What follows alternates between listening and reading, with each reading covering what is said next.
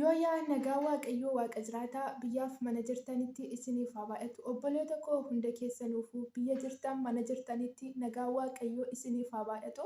Akkam jirtu fayyaa keessanii haa nagaa galata waaqayyoo waaqayyotti haa tolu. Waan hunda keessatti nu gargaaree guyyaa kanaan kan nu ga'e waaqayyoodhaaf galanni haa ta'u.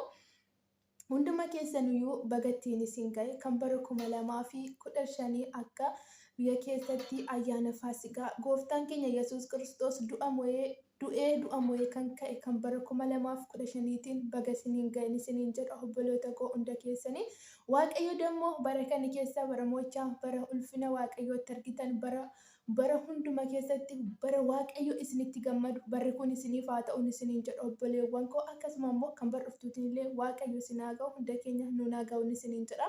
Qalbii miti obboleewwan beekachuun nuti garuu jechoota ofirratti dubbannetu nuuf ta'a hunda keenya kan waaqayyo jedhe nurratti haa ta'u isiniin jedha.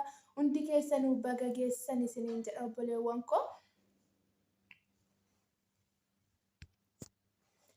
Egaa obboleewwan koo gooftaa Yesuus Kiristoos nu jiraachisuudha jedhee nuuf jireenya laachuudha jedhee nu waan hundumaa akka moonee argamnuuf jedhee nu akka biyya lafaarratti mo'icha argannuuf jedhee gooftaa Yesuus Kiristoos baroota kumaata dura nuuf jedhee wantoota meeqa ta'e osoo humna qabu nama humna hin qabne fakkaatee osoo waan hundumaa gochuu danda'u zimmi jedhee diinan darbatamaa rukutamaa waraanamaa kan turedha bara 2015 dura jechuudha obboleewwan koo. Macaafa qulqulluu keessaa iddoo tokko nufan dubbisa. Macaafa Isaayyaas raajichaa boqonnaa 53 lakkoofsa 5 irraa nan dubbisa. Maqaa gooftaa Yesuus sagalee baay'ee dasna jedhu waan ta'een isinii dubbisa obboleewwan koo. Lakkoofsa 5 irraa akkas jedha. Inni garuu balleessaa keenyaaf in waraaname sababii yakka keenyaaf reebamee hin caccabsame.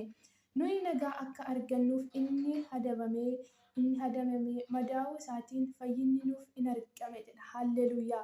Madaa'uu isaatiin nuuf fayyinni hin argamne osoo inni nuuf hin waraanamne ta'e osoo inni nuuf inni nuuf hin duune ta'e osoo inni dabarsee of hin kennine ta'e inni nu jiraachise jireenya nu laate waaqayyoof galannaa ta'u nuti abbaa akkasii qabaachuudhaaf boonuu qabna obboleewwan koo.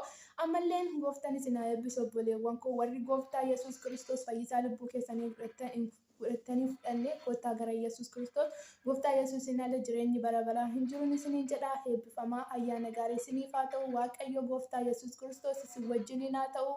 Eebbifamaa obboleewwan koo.